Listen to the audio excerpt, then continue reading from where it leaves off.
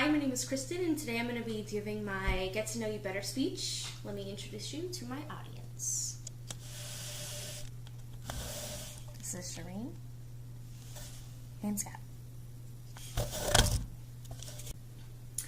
I'm going to be discussing three things today. I'm going to be discussing my favorite sound and my least favorite sound, my favorite word and my least favorite word, and my favorite workplace and my least favorite workplace.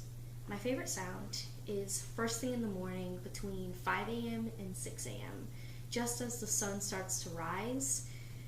In between that window, there's no cars on the road. Basically, the human world is dead.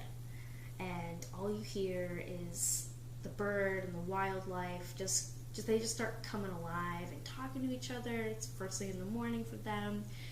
And I never realized it before until a few years ago, but the sounds of all the birds chirping is almost deafening. You know, it's in your face almost. You never realize it during the day because you have all the other sounds and events going on, so you never really pay attention to it, but in that moment, in that window, it's all you can hear, and it's my favorite sound in the morning. It's what I wake up to.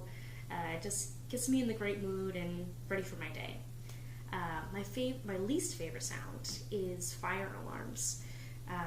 For the obvious reason, you know, as soon as they go off, it's kind of scare you, and, you know, you're like, oh my god, what was that? And it just makes me freaked out, mostly because when I was younger, I lost my house to a house fire, so anytime I hear a fire alarm go off, I'm always, you know, is there a real fire going on? You know, where's my exit? You know, do I have to grab my dogs? You know, where am I going to put them? So it's always, you know, kind of an anxious feeling for me, so that's why I don't like them. My favorite word is serendipity, which means a pleasant surprise or fortunate happenstance, which means that it is a chance of events that end in a beneficial way. It can also be a synonym for happy, which I love to be. An example would be this woman I work with, her name's June. She and her husband had their first daughter at an Air Force base, I believe it was, in Pennsylvania, and 6 years later her daughter found her husband, and he was also born on that same base, and they had known each other and they were friends, and at first she thought he was joking, but it was just, you know, a chance of events that ended in a beneficial way. They're married and have a kid, and it was really cute. So I've always loved that word, and it's just awesome. It's a good feeling. My least favorite word is the term can't. I'm not a person that can't, I'm a person that can. I feel like a lot of people use the term can't to, you know, talk about what's holding them back. You know, why are you allowing something that's so simple, you know, take away the T, and you can, but you're just letting that one term basically rule your whole life. You know, I can't go back to school, or I can't go to college, or I can't go for that job.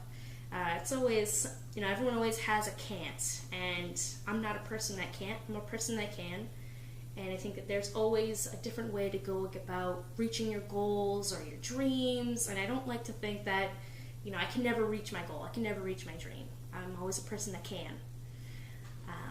My favorite workplace was I worked at this farm in Halifax. I love working with animals. I love animals 100%.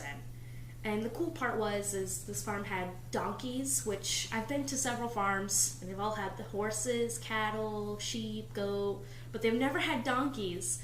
So I was really excited. I got to finally, you know, interact with four of them, not just one, four donkeys. They had 4 donkeys, 2 goats, 3 rabbits, 3 dogs, 3 cats, 9 chickens, and they had like this giant fish tank filled with fish, and I mean, like, it was a big fish tank. So it was pretty cool. It was awesome, something different, and I fell in love with it. You know, I love waking up early in the morning, having a routine.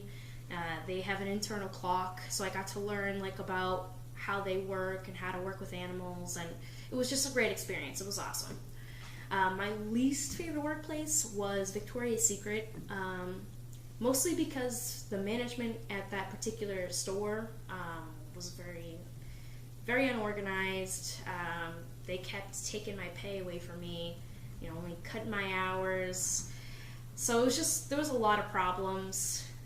Finally got, paid back and situated, but I had to leave because it was just, they were taking advantage of me, and I just didn't want to be in that environment anymore. And so they had asked about my gift to the world, and I didn't want to give what I thought my gift to the world was, so I had asked my audience, and they had told me that they think my gift to the world is the fact that I'm extremely empathetic towards others. I have a huge heart that I don't, just keep to myself. I give it to the world.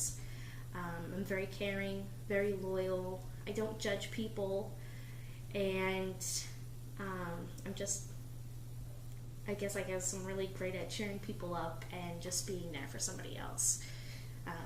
So thank you for listening about my life and getting to know me a little bit better.